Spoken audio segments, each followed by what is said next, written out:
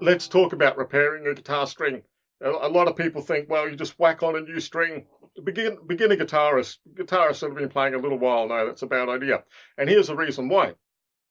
If you've got a set of strings, let's say you put them on a week ago or 2 weeks ago, and they're played in and they're stretched reasonably, and you put a new string on, that new string is going to keep stretching and keep stretching. If you're playing live, nightmare.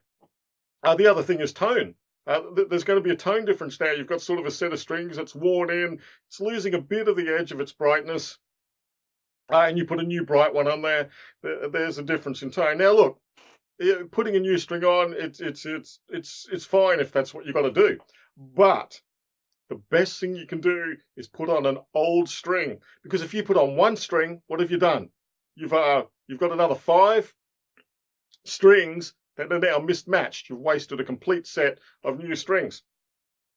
So the best answer is first put on an old string and save all your strings. When you take your strings off a guitar, and I do this all the time, wind them back up, put them back in the box and save them. As you progress as a musician, chances are you're going to get some sort of gig bag together that'll have cables, batteries, if you're guitarist or bass player, strings, might have some picks in there, and whatever. Adapters, sometimes you need some adapters, like you get a good collection of them, all that sort of stuff. And of course, as I said, guitarist strings. Now here's the thing, what have I got here? You know, what have I got? I even got a shaker, you know, and it's come up, you know, you got a shaker? Yes, I do. Okay, so old strings. So let's say you're in a circumstance where you don't have a new set or you don't want to put a new one on for just the reasons I've said, but you've got to fix a string. And, you know, it's happened to me. You could be at a friend's house, they've got a guitar, you think, oh, I'll show off here, and you snap a string, and, you know, and you're like, don't worry, it's cool, I'll fix it. Just pour me a drink and come back in 5 minutes and you'll have your guitar all sorted out. And that's a pretty cool trick. But you could be somewhere, you could be out camping or anything, you know. Let's identify places where they can break. Okay, so they can break up here in the headstock past the nut. They can break up here. They can break anywhere along the fretboard, and that's a pretty rare thing. They can break right along your bridge saddle, or sometimes they can break sort of in the bullet section where the peg is and the bullet section. So I'm going to show you some tricks how to deal with all of them. First, I'll just comment on if it breaks in here.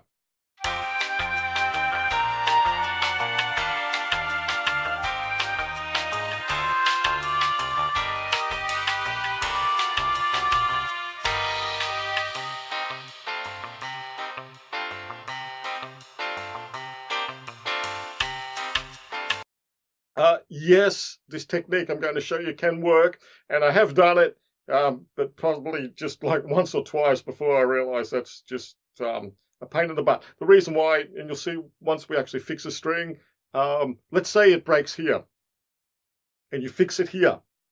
If you fret on that, you're going to tear your finger to ribbons.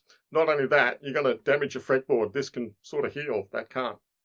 But if, let's say, it breaks here, you can still play quite comfortably, you know, on the rest of your guitar if you have to. Very, very rare that you'd actually do that, but it can be done. Okay, so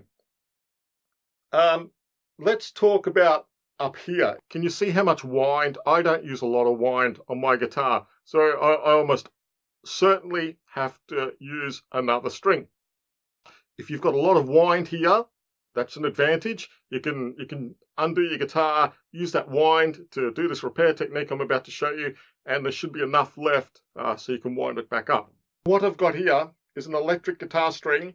As you can see, this one has no bullets. It's used on a Floyd Rose. But what I'm going to do is get another thing out of my gig bag and cut this baby in half. All right.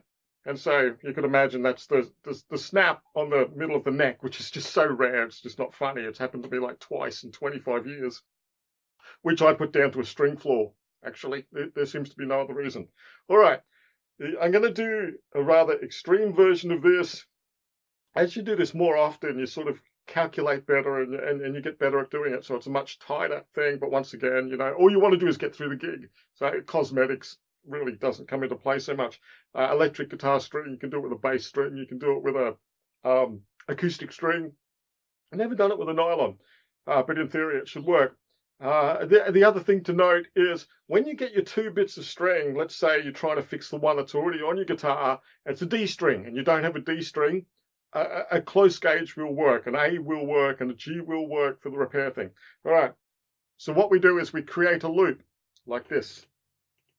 And usually I would start, the loop is actually the string that's still attached to the guitar. So this is in your bridge, you know, and you've got a loop like this. You make it a bit smaller. And then we're going to create a reef knot. If you want to look it up, it's a reef knot. And basically it's 2 loops that you put together.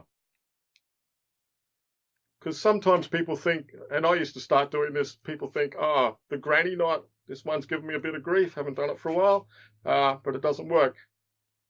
That slipped out. And then when you pull it together, that's what you're going to get. See how quick that was? String fixed. And then, you know, a bit of tightening up. Do it as slipped out. Do it as much as you can by hand. So I kind of missed a step. It's not essential, but it just, I found once you've looped it, give it a squeeze. And that creates, I don't know, tension, bite, a bit of a different approach. And so, come on. Right, there we go. Fixed, sorted, and that should hold. Now, once again, that knot on your fretboard, okay? And so this is going to tighten up. We'll get it as much as we can by hand. Do them individually. But if this is after your nut, when you start tightening it up, it's going to make no difference to your fretboard. Voila, string fixed. And you know, okay, so that's pretty good. And it will stretch, but you're not wasting a used set of strings. And a lot of it is actually already tensed up. The string itself is tensed. You just got to get that knot tight.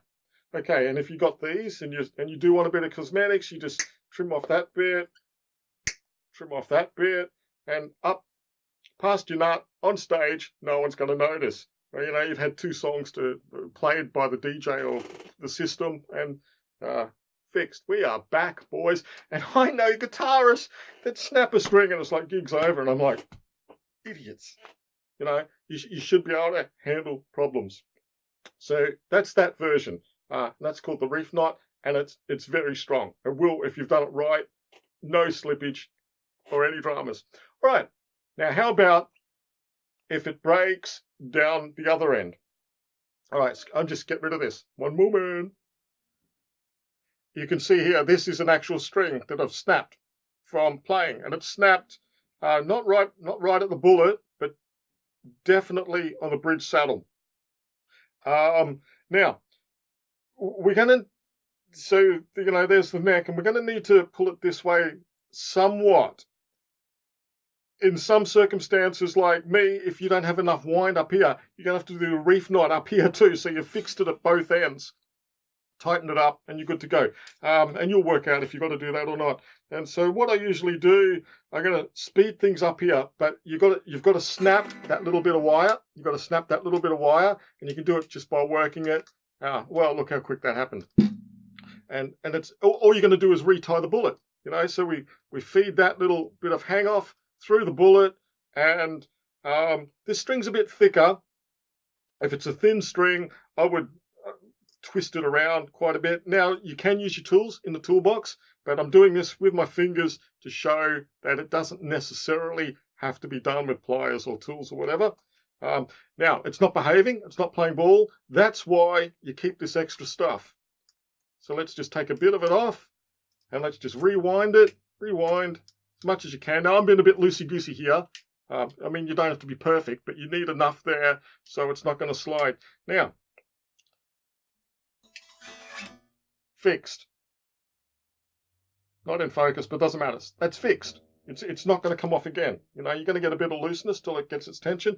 We feed that back into our guitar, like so. And sometimes it takes a little bit of working So if it's not going to happen, there we go. It's in.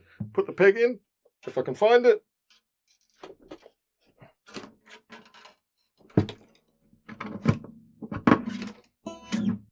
Peg's in, fixed. Now we take it back up this way. Like I said,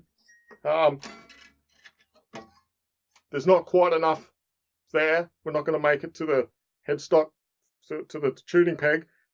So do the reef knot here, and it's fixed at both ends, and that's, you know, that's pretty cool. If you've got no other option, do that. And I'm telling you, I've done this at gigs a lot of times, 50, 100, I don't know, a lot of times. And it's a pretty cool talent. Like, yeah, no worries, I can fix that. Keep your spare strings, and because sometimes, you know, you don't get the new set in time. Even if you buy a pack of 10, you know, I'll buy a box of 10. You get towards the end, and all of a sudden you'll find I'm always snapping G strings, or I'm always snapping D strings. You've got like all these other strings that you don't need, but you don't have the D. And this is where these emergency techniques come into play. Anyway, give it a shot, and happy jamming.